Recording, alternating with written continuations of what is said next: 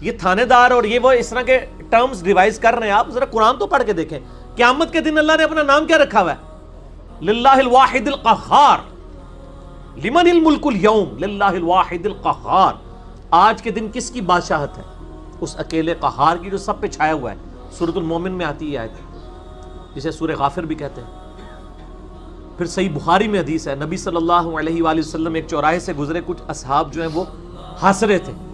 اب رک گئے. آپ نے فرمایا جو کچھ میں جانتا ہوں نا تم جانتے ہوتے تو بہت کم ہنستے, زیادہ روتے.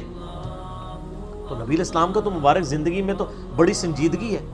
اگر کوئی یہ سمجھتا ہے کہ بغاوت کی زندگی گزارے, اپنی مرضی کی زندگی, نہ, دنیا جو اللہ کی مرضی کی گزارے گا آخرت پھر وہ اس کی مرضی کی ہوگی. لیکن جو اپنی مرضی کی دنیا گزارے گا آخرت پھر اللہ کی مرضی کی ہوگی, یعنی دوزخ میں. وَلِعَوْذُ بِاللَّهِ تَعَالَى اللَّهُمَّ أَجِرْنَا مِنَ النَّارِ. یہ اتنا معاملہ آسان نہیں ہے. اللہ تعالیٰ سورہ حجر میں فرماتا ہے, اعوذ باللہ من الشیطان الرجیم, نبی عبادی انی انا الغفور الرحیم. اے نبی علیہ السلام میرے بندوں کو خبر دے دو کہ میں بڑا بخشنے والا مہربان ہوں. لیکن پھر ساتھ ہی فرمایا کہ ان کو یہ بھی بتا دو کہ میرا عذاب وہ بھی بہت سخت ہے. بیلنس کرو. باقی یہ ٹھیک ہے, بخاری مسلم کی حدیث ہے کہ نبی علیہ السلام نے فرمایا کہ اللہ تعالیٰ نے مخلوقات کی پیدائش سے پہلے اپنے پاس عرش پہ یہ عبارت لکھ لی تھی کہ میری رحمت میرے غضب پہ سبقت لے جانے والی ہے. لیکن کس معاملے میں؟ باغیوں کے لیے نہ, ان لوگوں کے لیے جو پوری ایفرٹ پٹ کریں پھر بھی ان سے معاملات سیدھے نہ ہو, اللہ کی طرف رجوع لائیں. قرآن میں کہیں یہ نہیں ہے کہ ڈٹ کے گناہ کرو, باغی بنے رہو, میں توبہ قبول کروں گا. قرآن میں ہمیشہ آیا ہے کہ آپ غلطی کر بیٹھو, اللہ کی طرف رجوع لاؤ, اس کے بعد اپنی اصلاح کرو, اللہ تعالیٰ کو بخشنے والا مہربان پاؤ گے. اسی پہ میرا مسئلہ نمبر 18 ہے, گناہ کبیرہ اور توبہ کا بیان, اور وہ آیت نمبر بھی 17 اور 18 ہی ہے سورۃ النساء کی. میں وہ پڑھ بھی دیتا ہوں.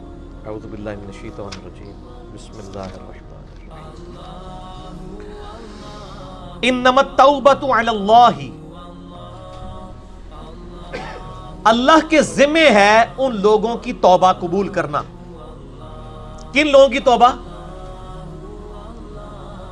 للذین یعملون السوء بجہالۃ, جو گناہ کر بیٹھے جہالت میں, انجانے میں ان سے غلطی ہو جائے, گناہ ہو جائے.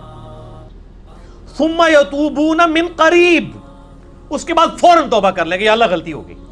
کو فجر کے بعد لیٹ اٹھا کہ یا اللہ معاف کر دے, کوشش تھی, الارم نہیں سن سکا, میں ابھی پڑھتا ہوں, مجھے معاف کر دے. اس طرح کا تو جو پڑھے ہی نہ, اوکے جی اللہ تعالیٰ نے کہا میں بڑا غفور رحیم. پورے قرآن میں میرا چیلنج ہے طارق جمیل صاحب کو بھی, میں ان کی بڑی عزت کرتا ہوں, بلکہ سب سے زیادہ میں ہی نے ان کا دفاع کیا ہے جب ان کے خلاف ناسبیوں نے بھونکنا شروع کیا. میں ان سے بڑی محبت کرتا ہوں, میں ایسٹ سمجھتا ہوں امت کے لیے. لیکن میں طارق جمیل صاحب سے پوچھتا ہوں پورے قرآن میں کہاں لکھا ہے کہ باغی رہو تو میں معاف کروں گا؟ قرآن تو کہہ رہا ہے اللہ کے ذمہ ان لوگوں کی توبہ کا قبول کرنا ہے جو جہالت میں گناہ کر بیٹھے.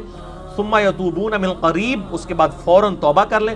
فاولئک یتوب اللہ علیہم, پس ایسوں کی توبہ ہے اللہ فرماتا ہے میرے ذمہ.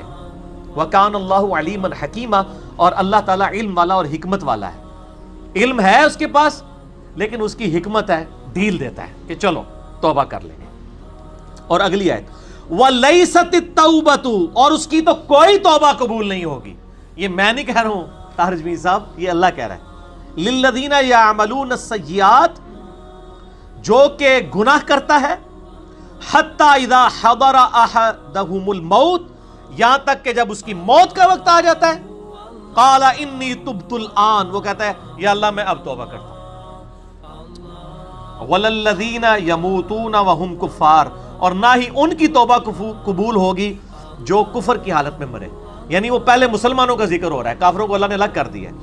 یعنی ایسے مسلمان جو موت کے وقت توبہ کریں ان کی بھی توبہ قبول نہیں اور کافروں کی بھی.